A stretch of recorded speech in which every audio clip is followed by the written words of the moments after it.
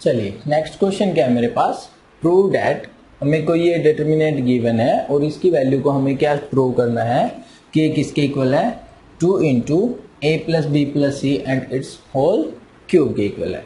और ये क्वेश्चन बच्चे 3 टाइम्स ऑलरेडी आ चुका है, 13 में, 8 में और 6 में। क्लियर। अब देखो, अभी जैसे मैंने लास्ट टाइम डिस्कस किया था कि मैक्सिमम ट्राई करो 1 बनाने के लिए, ये देखो कि क्या क्या चीज़ें कॉमन आ सकती है। मतलब इस टाइप से हमें सोचना है। जो डिटर्मिनेंट है उसके क्वेश्चंस को आप एक बार जितना प्रैक्टिस करोगे, उसका सोचना, आपका जो थिंकिंग वे है वो उतना ही अच्छा बनेगा। और जब थिंकिंग वे अच्छा बनेगा तभी आप डिटर्मिनेंट को सोल्व कर पाओगे। एक तो बच्चे ध्यान रखना, इसमें आपको अच्छे वाली प्रैक्टिस चाहिएगी। ऐसा नहीं कि एक क्वेश्चन की प्रैक्टिस की हो जाएगा, नहीं, कम से कम भी 10-15 क्वेश्चंस तो एटलीस्ट ट्राई करना, ताकि सोचने का वे जो है वो चेंज होता रहे। अब देखो मुझे क्या करना है, मुझे एक तो 2 कॉमन चाहिए। अगर मैं इस पूरी चीज को देखना चाहूँ, राइट हैंड साइड में एक तो क्या चाहिए, मुझे 2 चाहिए। और मुझे क्या चाहिए, ए प्लस बी प्लस सी, और कहीं ना कहीं इसकी पावर 3 में चाहिए है। क्या चाहिए, 3 में। अगर मैं यहां से देखूं, यहाँ पे क्या है, a plus b plus 2c, a b means इस टाइप से है। अगर मैं थोड़ा सा सोचूं इसको, थोड़ा सा अगर मैं सोचूं, अगर मैं इस a को यहाँ ऐड कर दूं, इस b को भी यहाँ पे ऐड कर दूं, तो कुछ काम बन सकता है। चेक करें तो देखो, यहाँ पे अगर इस पूरे को यहाँ पे ऐड करेंगे तो क्या बनेगा, 2a 2b 2c। सेम ऐसे इनको भी यहाँ पे ऐड करें तो क्या बन जाएगा, 2c 2b 2a। सेम ऐसे यहाँ पे करने से, मीन्स ऐसे सोचने से कुछ बन सकता है। तो हम यही करते हैं कि मैं क्या करता हूँ, C1 को मैं चेंज कर रहा हूँ। कैसे, C1 में मैंने क्या किया, C2 प्लस C3 कर दिया। क्लियर। अगर मैं ऐसा करता हूँ तो मेरा ये डिटर्मिनेंट है, किसके इक्वल आ जाएगा, 2a plus 2b plus 2c के। सेम ऐसे यहाँ पे भी क्या आ जाएगा, 2a plus 2b plus 2c। Same ऐसे यहाँ पे भी क्या आ जाएगा, 2a 2b 2c। Clear. C1 हो गया। बाकी जो टर्म है उनको एज इट इज छोड़ देते हैं। बाकी क्या रह गया हमारे पास, a b plus c plus 2a, इधर क्या है, b a और c a 2b। क्लियर। अब अगर ये देखें, यहाँ पे 2 कॉमन निकाल सकते हैं, यहाँ भी 2 कॉमन निकाल सकते हैं, यहाँ भी 2 कॉमन निकाल सकते हैं, या ये कहूँ कि इस पूरे फैक्टर को हम बाहर कॉमन निकाल सकते हैं, क्योंकि ये तीनों क्या है, सेम है। सेम है तो हम डिटर्मिनेंट में एक कॉलम से कॉमन निकाल सकते हैं टर्म को। यानी नेक्स्ट स्टेप में हम क्या कर सकते हैं, और उसमें से भी मैंने 2 को कॉमन निकाल दिया, तो क्या मैं इसको इस टाइप से राइट कर सकता हूँ। बाकी जो रह गया 1 1 1 a b plus c plus 2a, again a b b c plus a plus 2b। Clear. अब इसके 2 फायदे हुए, एक तो हमारा 1 1 हमें शो हो गया, दूसरा ये फैक्टर कम से कम कुछ तो आ गया, जो हमें चाहिए था उसमें से कुछ तो आया पोर्शन हमारे पास। ठीक है। अब 1 1 आने के बाद हमने क्या कहा था कि मैक्सिमम ट्राई करो कि जीरोस बन जाएं।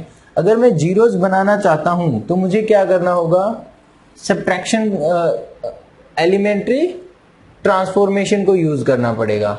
Means 2a plus b plus c को मैं एज इट इज रहने देता हूं, डिटर्मिनेंट को मैं क्या कर लेता हूं, देखो अब मैं क्या कर दूं, मुझे क्या करना है, मैक्सिमम जीरोस बनाने हैं। अगर मैं रो 1 को रो 2 में से सब्ट्रैक्ट कर दूं तो ये 0 बन जाएगा, रो 1 को रो 3 में से कर दे तो ये भी 0 बन जाएगा। तो हम यही करने वाले हैं। मीन्स मैं यहाँ पे ऑपरेशन क्या अप्लाई करने वाला हूँ, रो 2 को मैं चेंज कर रहा हूँ।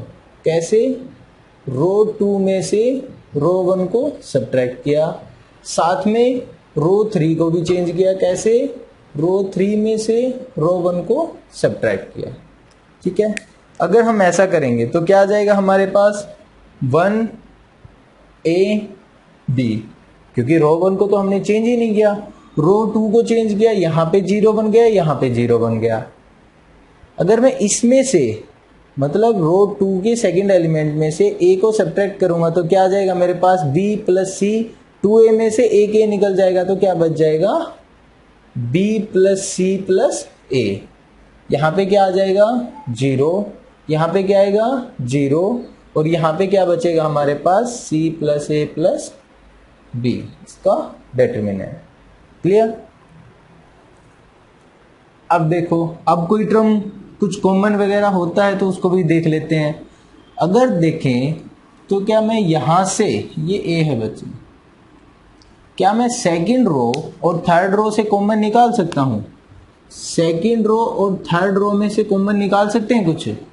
यहाँ पे क्या है 0, 0 इंटू समथिंग कुछ भी करें 0 ही रहेगा। ये टर्म आ गई, यहाँ पे भी क्या है 0, इट मीन्स यहाँ से मैं कॉमन निकाल सकता हूँ और वो क्या आएगा b प्लस सी प्लस ए, या से a प्लस बी प्लस सी, यानी एक a प्लस बी प्लस सी यहाँ से कॉमन निकाल सकता हूँ। सेम ऐसे एक a प्लस बी प्लस सी में यहाँ से कॉमन निकाल सकता हूँ, यानी 2a प्लस बी प्लस सी में फिर से कॉमन निकाल लेता हूँ। 2a प्लस बी प्लस सी ये तो मेरे पास ऑलरेडी थे, 2a प्लस बी प्लस सी मैंने फिर से कॉमन निकाल लिए। ठीक है, अब जो रह गया, क्या रह गया मेरे पास 1 0 0 a b 1 0 0 1। क्लियर। अब अगर मैं देखूं इसको मैं क्या राइट कर सकता हूं, 2 into a plus b plus c and it's cube, into में इसका डिटर्मिनेंट। अगर इसका डिटर्मिनेंट मैं किसके अकॉर्डिंग एक्सपेंड करता हूं, फर्स्ट कॉलम के अकॉर्डिंग मैं एक्सपेंड कर दूं तो 1 है, बाकी दो केसेस में तो 0 हो जाएगा। यानी हमें सिर्फ और सिर्फ 1 के लिए चेक करना है। 1 के लिए ये कैंसल, यानी इसकी वैल्यू और इसकी वैल्यू क्या आएगी, यहाँ से 1 और यहाँ से 0, मीन्स ओवरऑल वैल्यू क्या आ जाएगी अगर इसको आप सोल्व करेंगे तो 1। क्लियर। मीन्स हमारे पास सिंपली क्या आ गया 2a plus b plus c and it's whole cube. यही तो हमें चाहिए था। क्लियर हुआ। इस वे से हमें करना बच्चे, ताकि हमें कंसेप्ट जो वो अच्छे से क्लियर हो जाए। जब हम क्वेश्चंस की ऐसे प्रैक्टिस करेंगे तो हमें ये भी पता चलने लग जाएगा कि एक्चुअल में ये ऐसा क्यों कर रहा है भी देखने से। क्योंकि मैट्रिक्स का क्वेश्चन जब आप डिटरमिनेंट का क्वेश्चन जब आप स्टार्ट करेंगे तो ऐसे नहीं कि देखते ही बस टैग से निकालना स्टार्ट कर दो, नहीं, पहले एक बार उसको देखो कि क्या चीज करने से, क्या चेंज करने से कुछ कॉमन आ सकता है, कुछ भी हो सकता है क्या, समथिंग इस टाइप का, ताकि मेरी कैलकुलेशन इजी बन जाए। हमें पहले वो सोचना है, फिर हम उस पर ऑपरेशन अप्लाई करेंगे। लास्ट क्वेश्चन और है एक जो मैं आपके साथ में डिस्कस करना चाहता हूँ, और जो मेरा सबसे फेवरेट क्वेश्चंस में से नेक्स्ट क्वेश्चन है बच्चे। मेरे पास कोई क्वेश्चन है, देखो क्या कहता है, प्रूव दैट, हमें कोई डिटरमिनेंट गिवन है, वो किसके इक्वल प्रूव करना है, 1 plus A square plus B square plus C square के। और ये क्वेश्चन बच्चे 4 टाइम्स सीबीएसई बोर्ड के अंदर पहले आ चुका है क्वेश्चन। ठीक है, और आप इस क्वेश्चन को अगर स्टार करना चाहें या पर्टिकुलर वे करना चाहें तो कोई वो नहीं है, बिल्कुल आप कर सकते हैं। क्योंकि मैं चाह रहा हूँ कि अगर आप जब एग्जाम में जाएं तो ये क्वेश्चन आप एक बार थ्रू आउट जरूर करके जाएं। क्लियर। क्योंकि अगर इस क्वेश्चन को करने का स्टेप आपको याद रह गया तो ये क्वेश्चन को आप बड़े जल्दी से कर पाओगे, नहीं तो ये क्वेश्चन कंप्लीट नहीं होने वाला, श्योरली ये कंप्लीट नहीं होगा। फिर इसको करने का एक पर्टिकुलर स्टेप ही बनेगा, पर्टिकुलर वे है इसको करने का।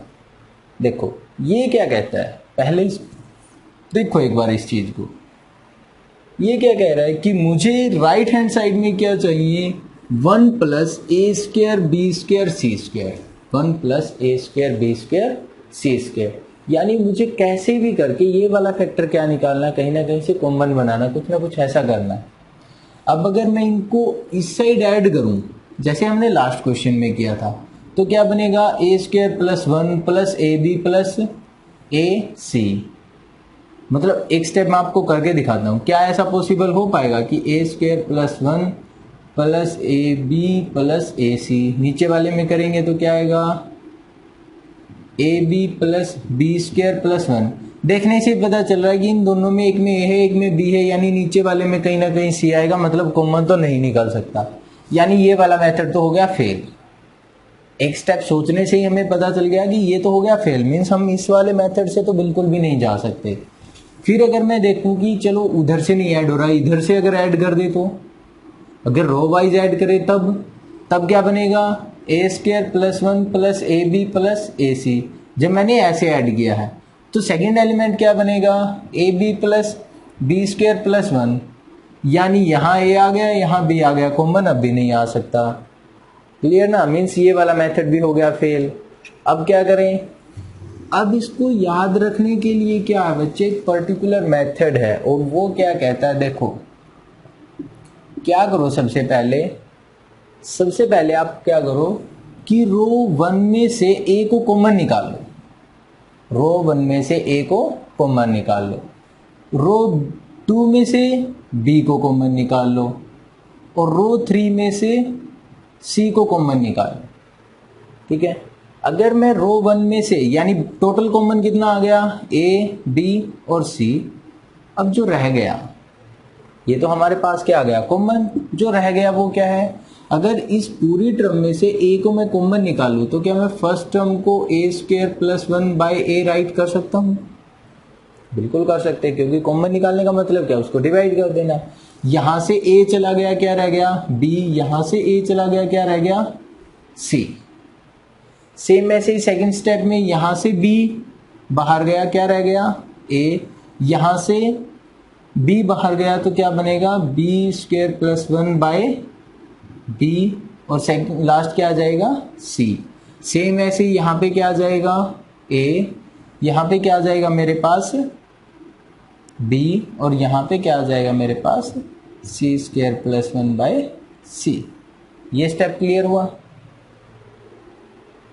हमने क्या किया कि रो में से फर्स्ट में से ए को कॉमन निकाला, सेकंड में से बी को कॉमन निकाला, थर्ड में से सी को कॉमन निकाल लिया। क्लियर, ये हमने क्या निकाले, कॉमन। कैसे निकाले थे, रो में से कॉमन निकाले थे। अगर मैंने रो में से कॉलम कॉमन निकाले थे तो मैं अब क्या करूंगा, कॉलम में मल्टीप्लाई कर दूंगा, यानी ए को फर्स्ट कॉलम में मल्टीप्लाई किया, बी को सेकंड कॉलम में मल्टीप्लाई करेंगे, और सी को थर्ड कॉलम में मल्टीप्लाई कर देंगे। पहले हमने कॉमन निकाला, किसमें से, रो में से। अगर मैं रो में से कॉलम कॉमन निकाल रहा हूं तो मैं कॉलम वाइज उनको मल्टीप्लाई करूंगा। अगर आप कॉलम वाइज कॉमन निकालते हैं तो फिर रो वाइज मल्टीप्लाई कर देना, यानी प्रोसीजर सेम रखना है। अगर रो में से कॉमन निकाला तो कॉलम में मल्टीप्लाई कर दो, कॉलम में से कॉमन निकाला तो रो को मल्टीप्लाई कर दो। ठीक है, यानी अब इस फॉर्म को अगर मैं अंदर मल्टीप्लाई करूंगा तो क्या आएगा मेरे पास, देखो ए को फर्स्ट कॉलम से मल्टीप्लाई करेंगे, यहाँ पे ए से ए कैंसिल हो जाएगा, मीन्स क्या आएगा मेरे पास, ए स्क्वायर प्लस 1। यहाँ पे क्या आ जाएगा, ए स्क्वायर, यहाँ भी क्या आ जाएगा, ए स्क्वायर, ए स्क्वायर, ए स्क्वायर। सेकंड को किससे मल्टीप्लाई किया मैंने, बी से। सेकंड को किससे मल्टीप्लाई किया है, बी से। अगर मैं बी से मल्टीप्लाई करता हूं, बी से कॉलम को मल्टीप्लाई करते हैं, बी स्क्वायर, यहाँ पे बी से करेंगे वो बी से बी कैंसिल हो जाएगा, ये भी क्या बन जाएगा, बी स्क्वायर, मीन्स क्या आ जाएगा मेरे पास, B square plus 1 B square. Same ऐसे ही लास्ट में क्या आ जाएगा, सी स्क्वायर प्लस 1। अब जिसको ये स्टेप समझ आ गया, ये स्टेप याद रह गया, उसका क्वेश्चन तो खत्म हो गया बच्चे, कुछ भी नहीं रहा क्वेश्चन में। अब देखो, अब ये क्वेश्चन लास्ट वाले की तरह सोचना स्टार्ट करो। अगर मैं इन सारी टर्म को इधर ऐड कर देता हूं, इन सारी टर्म्स को इधर ऐड कर दूं तो क्या बनेगा, यानी मैंने क्या कर दिया, C1 को मैंने चेंज किया, कैसे, C1 plus C2 plus C3 से अगर मैं चेंज कर देता हूं तो क्या बन जाएगा मेरे पास, 1 plus A square plus B square plus C square. Same ऐसे नीचे भी क्या बनेगा, 1 plus A square plus B square plus C square, 1 plus A square plus B square plus C square. अब जो रह गया उसको राइट कर लेते हैं, B square plus 1 B square C square plus 1। Clear. अब इसको क्या निकाल लेते हैं, कॉमन। इसको क्या निकाल लेते हैं, क्योंकि ये तीनों के अंदर है, इसको कॉमन निकाल लेते हैं, यानी 1 plus A square plus B square plus C square को हमने कॉमन निकाल लिया। क्या रह गया हमारे पास, 1 1 1 B square plus 1 B square, यहाँ पे क्या आ जाएगा सी स्क्वायर और सी स्क्वायर प्लस 1 और इसका डिटरमिनेंट, ये हमारे पास क्या आ गया, कॉमन आ गया। क्लियर, कितना आ गया। अब हम क्या करेंगे, मैक्सिमम को 0 बनाने की ट्राई करेंगे। अगर 0 बनाने की ट्राई करेंगे तो क्या आ जाएगा हमारे पास, यानी हम क्या चेंज कर रहे हैं, हम रो 1 को रो 2 में से सब्ट्रैक्ट कर दें और रो 3 में से भी सब्ट्रैक्ट कर दें। ये ध्यान रखना बच्चे, जो भी आप एलिमेंट्री ऑपरेशन लगाएंगे वो आपको मेंशन करने होते हैं, जो ऑपरेशन आपने जो भी चेंजेस किए उनके ऊपर।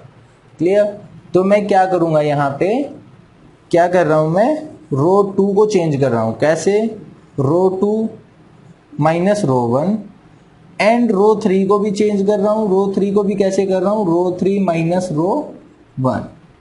तो मेरे पास अब क्या आ जाएगा, 1 plus A square plus B square plus C square, ये तो एज इट इज, ब्रैकेट में क्या रह जाएगा मेरे पास 1 0 0। यहाँ पे फर्स्ट को तो हमने चेंज ही नहीं किया था, एज इट इज।